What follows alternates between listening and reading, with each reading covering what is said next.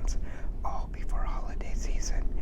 I hope you can hear the rain in the background. I'm so happy it started raining out of nowhere, and I feel like that adds to a nice extra ASMR effect. So I'm really hoping you'll be able to hear it. You already know the drill. We're going to get right into our study snack before we get into our study hangout. So, what we are eating today is coconut cream cake. We're celebrating 900,000 internet siblings on TikTok, as well as over 2,000 YouTube internet siblings. So let's get into it.